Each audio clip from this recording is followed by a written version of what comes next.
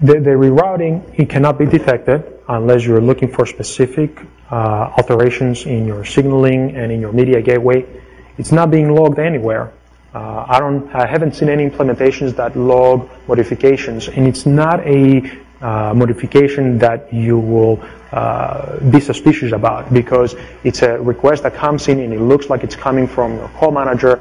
The gateway doesn't know any better. It doesn't discriminate between getting information at this point with this configuration, getting requests by the call manager or anybody else out there. So pretty much you instruct the gateway to do whatever you want it to do.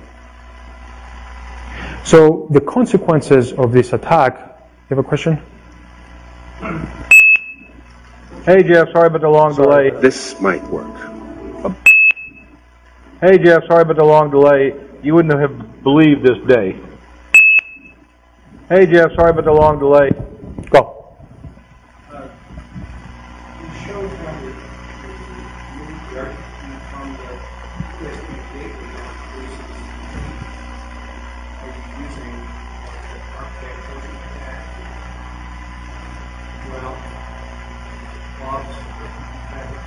So the question is, we used this type of attack to route traffic from the gateway to the attacker's machine.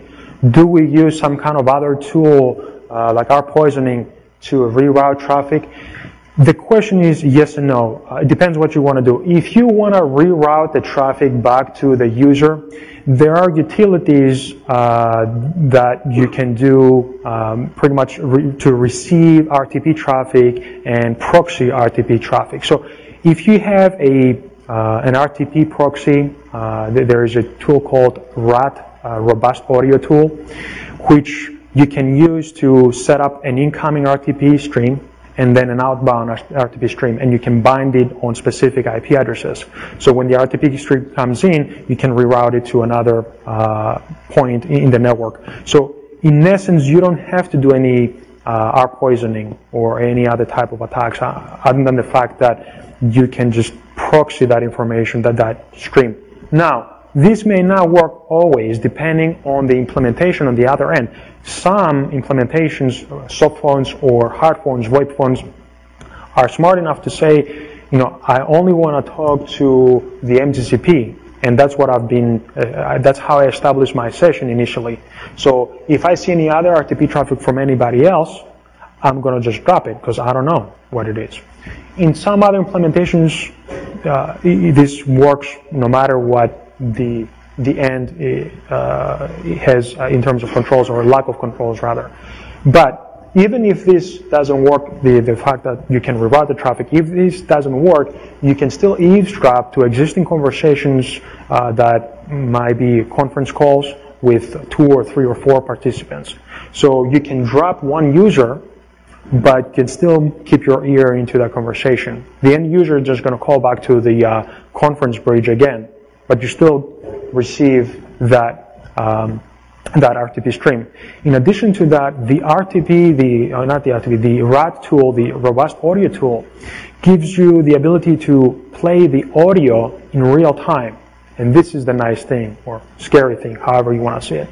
The nice thing about the Robust Audio Tool is that as soon as you receive the traffic, you can send it to your audio device, and you can listen in real time the conversations, instead of capturing in some kind of a ethereal or Wireshark type of a format and then parsing through the packets and regenerating that.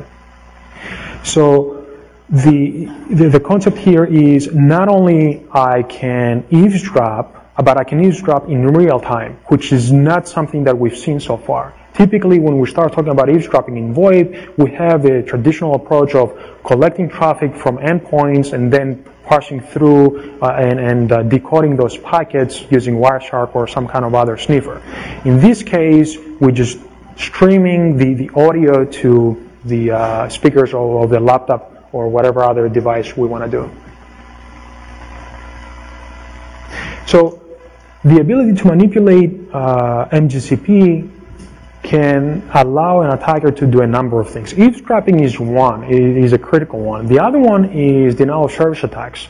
I can manipulate MGCP in a way that I can disrupt calls by saying delete one connection or delete all the connections. Remember, MGCP allows for wildcards such as the asterisk, and I can go back and say, go ahead and delete all connections of all these endpoints, and all of a sudden everybody's going to, be dead in the water without the ability to listen or communicate. So they're going to have to reinitiate their sessions. Call disruption, we covered. Endpoint configuration. This is one of my favorites because you can have or you can spoof or impersonate a call manager. So in essence, what you're telling the gateway is, I want you to reconfigure yourself, and any incoming calls, any incoming signaling, you send it to me. You send it to me that I'm supposed to be a call manager, but obviously I'm not.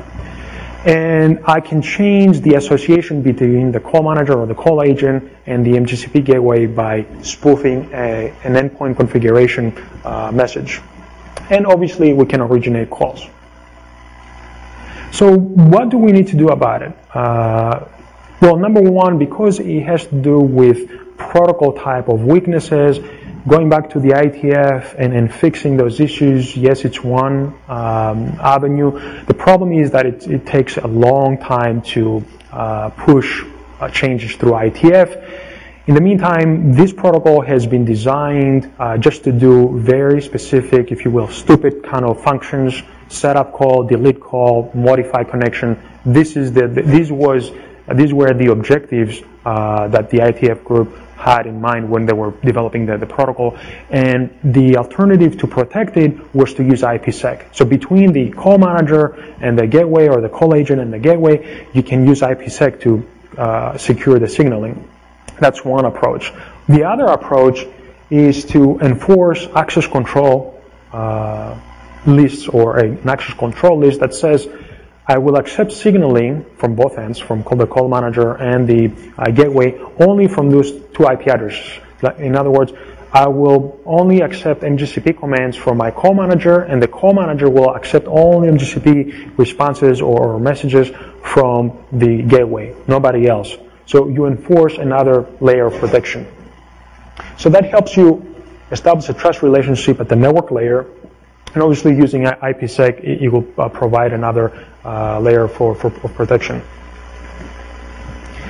Now, the next area is ZPhone. ZPhone, or ZRTP rather, is the protocol that was discussed earlier by Phil Zimmerman. And as I said before, it works. It gives you a good mechanism to establish secure communications between endpoints. Now, although it protects media, there is one aspect that it fails to do properly, to protect properly. So here is a graphic of how ZRTP can be used with SJ phone or any other soft phone. And as I said, it works. Here we have the ZRTP key exchange, where we go through the process of advertising ourselves. If I'm a ZRTP capable phone, I advertise myself and I say, I can do ZRTP. Can you do ZRTP? Let's go ahead and synchronize on that. We have a commit going back and forth to announce the type of protection that we want in terms of cryptographic material that we need to exchange. And then we have a Diffie-Hellman, the traditional key exchange. This is the key for this protocol. It uses Diffie-Hellman to establish its keys from both ends. And that's why you don't need to have intermediaries like a call manager or a call agent or a SIP proxy to propagate those keys. Typically, key exchange has been done so far through the signaling protocols that are being used, SIP or H323. In this case, in ZRTP, we do key exchange through the RTP. So the actual message that is being attached on those RTP packets are a few headers in addition to the traditional headers that you have in RTP that carry those messages. Once we start looking a little closer in ZRTP, this is an actual capture of RTP traffic using ZRTP, and I apologize if it's blaring in the back. But basically, this is a real capture from communications between two soft phones that use the ZRTP protocol. And over here, what we emphasize is that there is an RTP event. RTP events are used to signal DTMF tones. What are the DTMF tones? DTMF tones are typically used to navigate through IVR, or if you have an account with a bank, you might be able to navigate through PBX menus where you get prompted to say, enter your account number, and you put your account number. Those tones that you dial 25167, those tones are not being translated in the media and sent through the RTP, but rather they're translated as RTP events. And those RTP events take a text representation of the number 2, or the number 5, whatever the sequence might be. So all the RTP or ZRTP protects the media stream, the DTMF tones are not being protected, and that's one of the weaknesses in the ZRTP implementation, that at this point it does not protect DTMF tones. So when you're going to ask me, so what do I care, Peter? The care comes when we start looking at applications or environments that use ZRTP or want to use ZRTP and require a lot of DTMF tone exchange between the end user and the system itself. So you call up your credit card company to verify credit card information. The DTMF tones will be translated as events in the RTP. So if somebody eavesdropping that conversation, they'll know that Peter's PIN is ABC, or 123, not ABC, but 123, and here's his account number. So I'll be able to harvest that. That information is not being protected.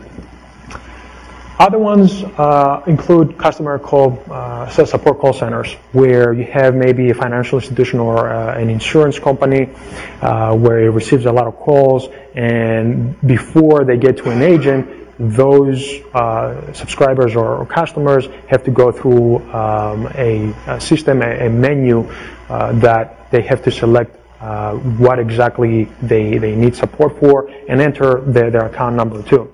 So that's another area that this weakness can be exploited. Again, by analyzing it and looking at the RTP stream, you can pick out those events. So the protection approaches here basically are, one, to extend the protection of ZRTP to protect the DTMF tones. In some cases, you have those DTMF tones being transmitted through the signaling protocol, so you can't do much. In other cases where you have those DTMF tones being transmitted through RTP, we need to exchange the ZRTP protocol to protect those as well. Next, I'd like to talk a little bit about caller ID spoofing. And you might have heard that there are some companies out there that right now support caller ID spoofing. And that's another area that ITU and ITF are trying to come up with a good solution for when it comes to implementing SIP or H323. Now, caller ID spoofing may not be a big thing in a closed enterprise network, but it is a big thing when you start talking about service providers, telecommunication carriers, where you have subscribers out there receiving VoIP services, and they also call their financial institutions, or they call their credit card companies, whatever the case might be, or even their